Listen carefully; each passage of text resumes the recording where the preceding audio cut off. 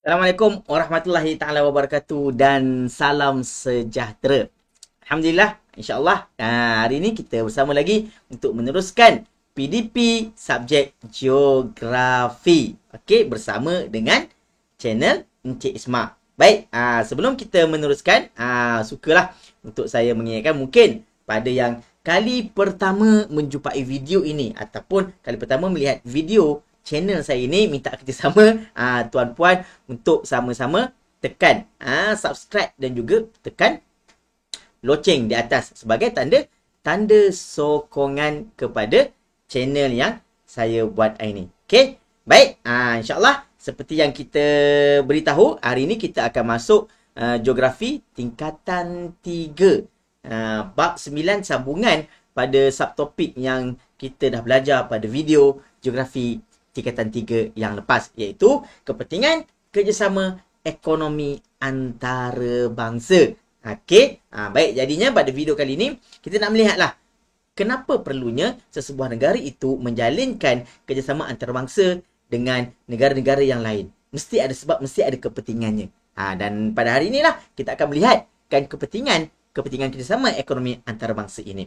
Baik, seperti biasa, para pelajar diminta untuk bersedia dengan pen dan juga kertas. Okey, jangan hanya melihat dan juga mendengar. Tapi kalau boleh, buatlah sedikit catatan, buat sikit nota apa yang awak dengar tu daripada video ni, buat sikit catatan nota supaya apa yang akan anda dapat lebih banyaklah. Berbanding hanya mendengar dan lihat je, tak banyak yang kita akan dapat. Tapi kalau kita dengar, kita lihat dan kita buat sikit catatan, anggota badan kita pun bergerak, lebih banyak input ataupun maklumat yang akan kita perolehi. Baik, kita pergi lihat ada berapa sebenarnya kepentingan kerjasama ekonomi antarabangsa. Baik, itu dia. Dah ada dah kat sebelah tu kan.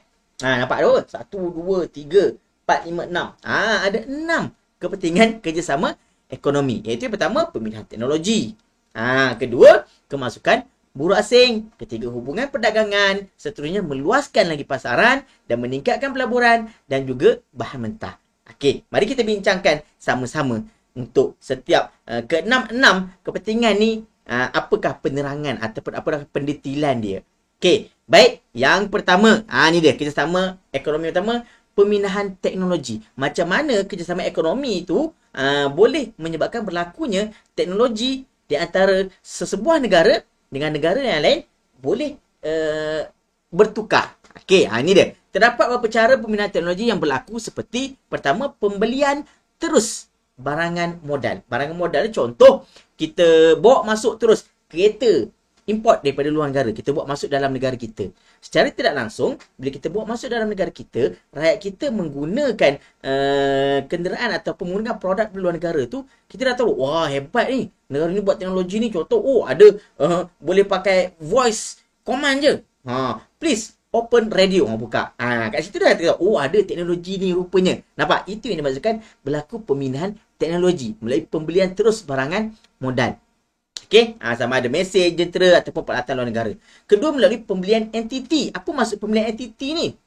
Okey, dinyatakan pembelian entiti ni syarikat yang asing yang memiliki saham dalam syarikat tempatan dan melatih pekerja-pekerja tempatan dalam syarikat tempatan.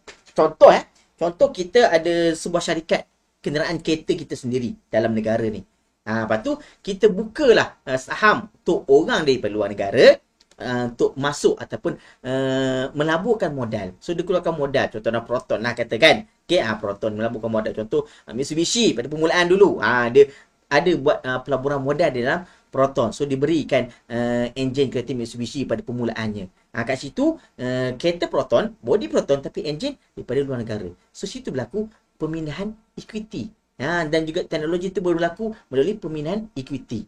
Dan juga pekerja-kerja kita pun bekerja dalam syarikat luar negara. Contoh, kita katakan Toyota. Dia masuk dalam negara, dia buka kilang Toyota dia sendiri. So, siapa yang bekerja dalam kilang Toyota tu? Kilang pembuatan kilang Toyota tu? Mestilah pekerja tempatan. Bila pekerja tempatan bekerja dekat situ, itu yang berlakunya pemindahan teknologi. So engineer tempatan, kontraktor tempatan tahu macam mana nak design kereta, macam mana nak buat enjin itu ni. Contoh. Itu satu contoh saja cikgu berikan. Boleh faham, okey? Yang ketiga, perjanjian berlesen, iaitu syarikat tempatan menjadi pengedar produk keluaran. Contoh kita hanya mengedarkan produk saja. Kita tak buat ke lain tu ni. Contoh kita bawa lah kasut.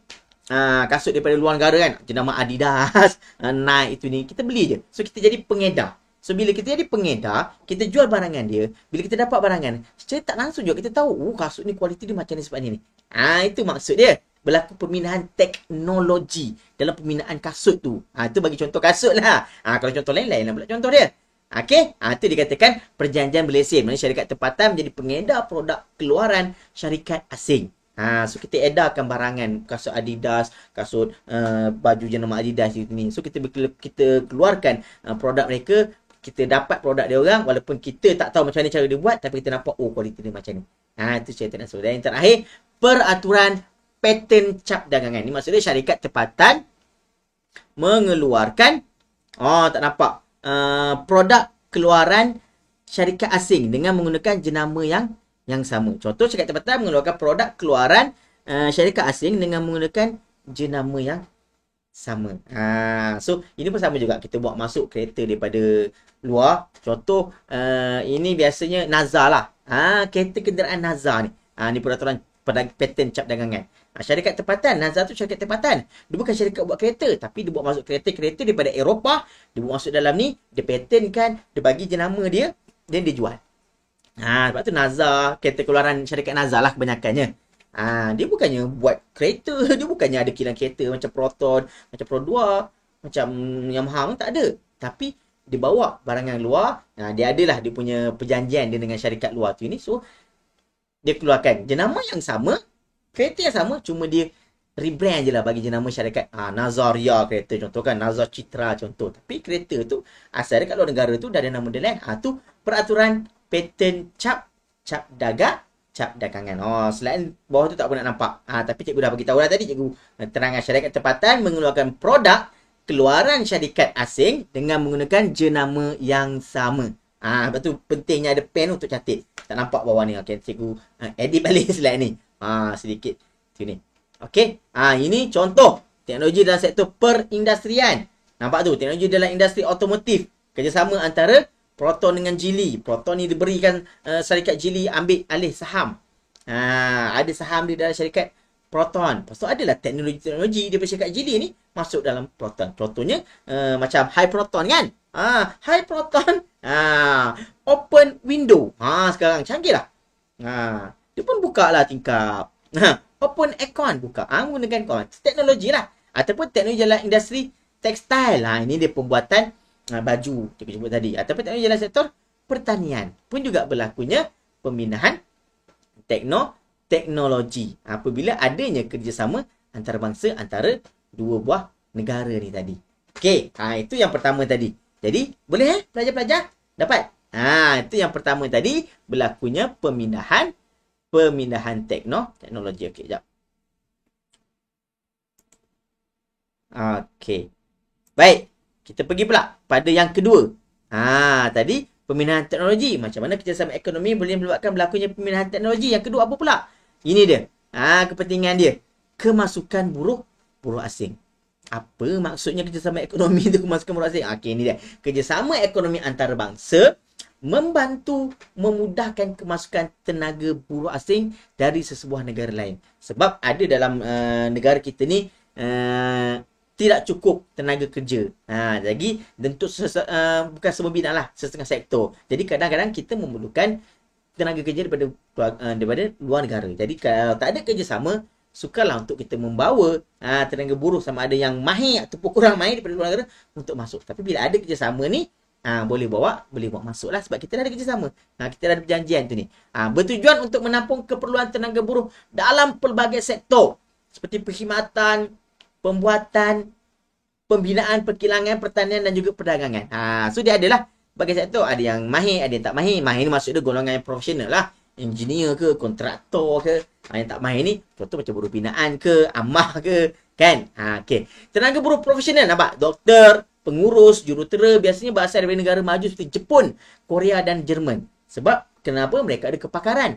Dalam negara kita tak ada kepakaran. Tapi dengan adanya kerjasama ekonomi ni, kita boleh bawa masuk mereka ke dalam negara kita untuk kita meminjamkan atau untuk kita gunakan sedikit kepakaran mereka untuk mereka kongsikan bersama dalam penduduk dalam negara kita ni. Okey, manakala tenaga buruh kurang mahir, biasanya rakyat negara-negara membangun Myanmar, Vietnam, Nepal, Thailand dan juga Bangladesh untuk bekerja dalam biasanya dalam sektor peladangan, kan ada pertanian, perkilangan, pembinaan, itu biasa. So ini dia kemasukan buruh asing. Okey. Boleh Boleh faham? Okey, itu yang kedua. Sebab tu penting kerjasama ekonomi ni. Sebab tu setiap negara di seluruh dunia dia akan ada kerjasama ekonomi dengan negara-negara yang lain. Ini dia contoh sektor pertanian. So kita buat masuk kan. Pembinaan tu nampak tu. Negara Bangladesh, Pakistan, industri memproses makanan. Kadang ada rakyat negara kita tak nak bekerja. Demand kan nak kerja sedap je. Terpaksalah gunakan buruh asing untuk mengisi kekosongan ini sektor perindustrian. Okey. Baik, ini yang ketiga pula, membentuk hubungan perdagangan. Of course lah, bila ada kerjasama dalam kerjasama ekonomi, adalah hubungan perdagangan antara dua negara. Jadi, kerjasama ekonomi juga membuka peluang antara negara untuk menjalinkan hubungan perdagangan dengan negara yang tersebut. Dan melalui hubungan perdagangan ni, ada keistimewaan dia. Keistimewaan seperti embargo, pengecualian cukai dan juga penurunan tarif kuota dapat dilakukan. Maksud bila kita ada kerjasama ekonomi, kerjasama yang perdagangan antara dua buah negara, so kita ada perjanjian, so mungkin barang-barang yang dibawa masuk dalam negara kita ni, kita mungkin dapat dalam kuantiti yang lebih murah, yang lebih berbaloi. Berbanding kalau tak ada hubungan perdagangan.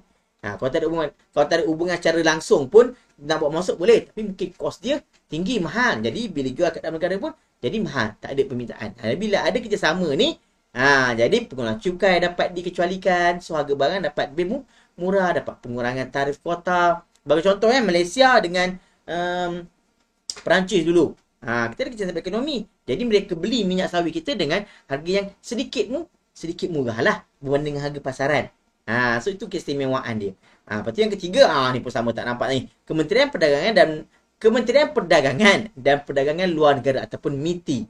Dan juga Perbadanan Pembangunan Perdagangan Luar Malaysia ataupun MADREC. Telah merupakan antara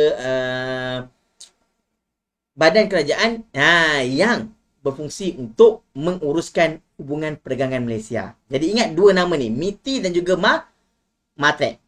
MITI dan juga MADREC, dua agensi kerajaan ini yang bertanggungjawab untuk menguruskan hubungan perdagangan antara negara kita dengan negara luar. Sebab tu nampak kan, kat luar tu kita ada kedutaan kita. Sebab apa? Antara itu salah satunya lah.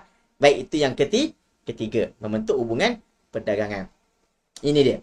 Tu MADREC, MITI. Kerjasama Malaysia dengan negara luar. Jadi hubungan ni perlu untuk mewujudkan lagi kerjasama ekonomi yang lebih stabil, yang lebih memberi manfaat untuk kedua buah negara. Jadi bila dua buah negara ada manfaat, rakyat dia pun dapatlah manfaat dia. Okey, penting kerjasama ekonomi, kena kekalkan.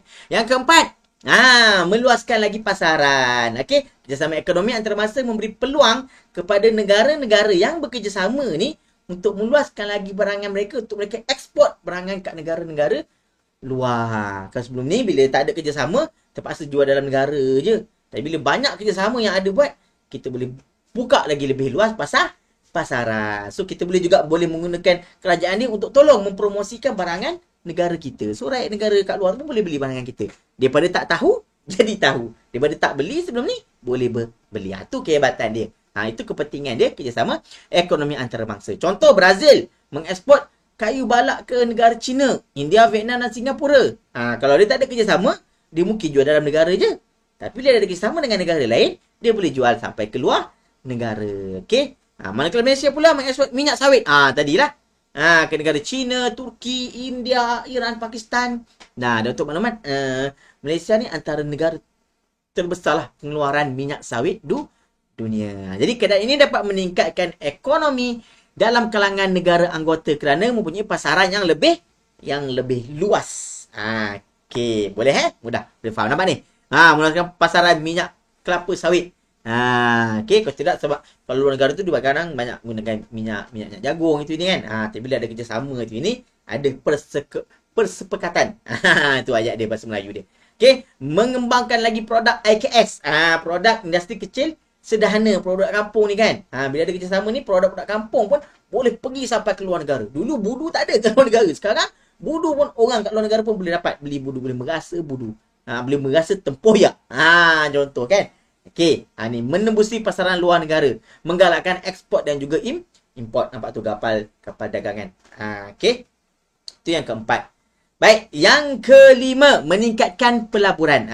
Kerjasama ekonomi antarabangsa turut menggalakkan pelaburan dalam negara untuk dijadikan modal bagi memulakan sesuatu kegiatan ekonomi.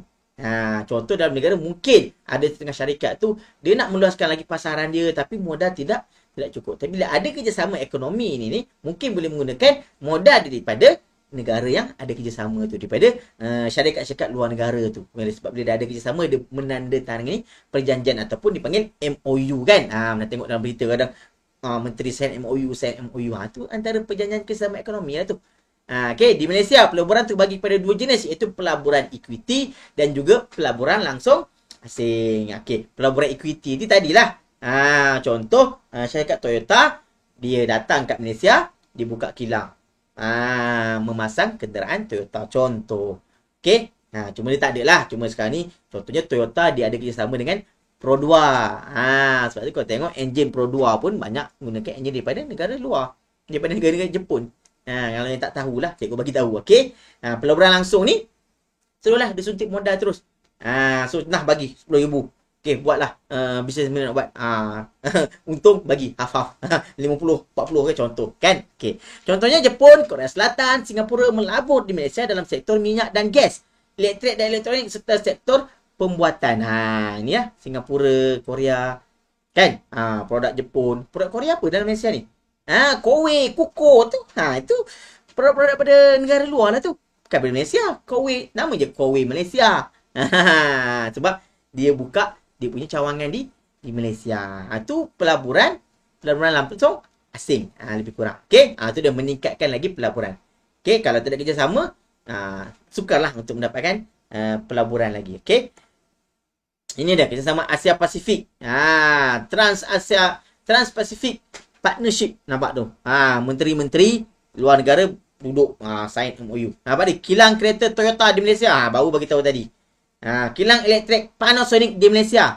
Panasonic ni bukannya syarikat Malaysia, tapi dia boleh buka kilang dia kat dalam negara kita. Sebab apa? Ada kerjasama. Kilang Nestle di Malaysia. Tapi kenapa dia orang nak kena buka dalam Malaysia? Cikgu, bukalah kat negara dia orang. Sebab bila buka dalam negara kita, dia orang gunakan boleh membuka peluang pekerjaan. Satu lagi, bila buka dalam negara, kos lebih murah. So barang tu tak adalah mahal sangat daripada kita import. Kan? Sebab tu ada nama Nestle Malaysia, Panasonic Malaysia. Barang pun lebih murah. Kalau dulu mahal sikit lah sebab daripada luar negara nak buat masuk, ada kos-kos lain, kos pengangkutan. Tapi kat sini, bila dah buat dah dalam negara, lebih murah. Sebab tu kenanya ada kerjasama, ada juga pelaburan equity macam ni tadi. Okey. Okey, boleh. Baik, dan yang keenam, yang terakhir, last but not least, memperolehi bahan mentah. Apa maksud dia? Setiap negara mempunyai bekalan bahan mentah yang berbeza-beza. Okey. Melalui kerjasama ekonomi ni, setiap negara berpeluang untuk memperolehi ataupun memiliki bahan mentah dari negara lain untuk jadikan bahan mentah industri dan juga kegunaan domestik melalui import. Tu maksud dia. Contoh macam kita Malaysia, kita tak ada dululah, kita tak ada kayu jati. Tapi orang-orang kat dalam negara kita nak pakai produk kayu jati. Terpaksalah import daripada Indonesia. Bawa kayu jati daripada Indonesia, buat dekat Malaysia. Kalau dulu beli sebiji. Bawa sebiji perabot tu datang kat Malaysia. Sekarang ni tak perlu, kita just beli bahan mentah saja. Itu satu contoh. Banyak lagi dah contoh yang lain cikgu bagi supaya belajar mudah nak faham. Manakala Malaysia pula mengeksport petroleum mentah ke negara seperti Australia, di India, Thailand dan juga Singapura. Tak nampak bawah tu, tak nampak sikit tulisan dia. Cikgu beritahu lah. Malaysia kita ekspor pula minyak mentah kita yang petroleum keluarkan tu, minyak mentah tu keluar negara. Sebab minyak mentah kita antara minyak mentah yang berkualiti. Waktu kita ekspor kat luar negara. Okey? Ini dia contoh ekspor petroleum, ekspor gas asli. Ini antara contoh ekspor negara kita dengan negara negara luar. Okey, boleh. Jadi itu dia 6 kepentingan kerjasama ekonomi antara bangsa. Ada berapa? Ada 6 tadi. Ingat tak lagi 6 tu tadi apa? Kalau tak ingat, rewind balik kat belakang. Tengok balik. Yang pertama tadi, contohnya antaranya adalah pelaburan asing, meluaskan lagi pasaran, pemindahan teknologi, bahan mentah. So ada 6. Okey, dua lagi apa? Tengok balik. Baik, itu saja untuk hari ini, untuk video pada kali ini. Sebelum anda meninggalkan channel Cikgu ni, okey, minta kerjasama. Sekiranya anda seronok, suka, mudah melihat, memahami video pengajaran Cikgu ni, mintalah kerjasama. Tekanlah like tu. Okey? Ataupun nak memberikan komen-komen supaya video PDP Cikgu ni lebih menarik ataupun lebih mudah difahami pada masa-masa akan datang, pun boleh tinggalkan komen. Dan sekiranya video ini bermanfaat pada anda, mudah difahami, mudah dipelajari, menyeronokkan, mengenjoykan anda, bolehlah share lah pada rakan-rakan yang lain. Kerana ilmu yang bermanfaat, kita sebarluaskan kepada orang lain, kita pun dapat sedikit ganjaran. Okey. Dan pada yang belum subscribe, minta kerjasama, tolonglah subscribe sebagai tanda sokongan. Okey? Itu sahaja daripada cikgu, pesanan penaja. Sehingga kita berjumpa lagi di dalam video PDP yang seterusnya. Okey? Ingat, geography is fun. Geography is all about us. Thank you for listening and watching my channel. Assalamualaikum warahmatullahi taala wabarakatuh dan sayonara, arigatou gozaimasu. Bye bye.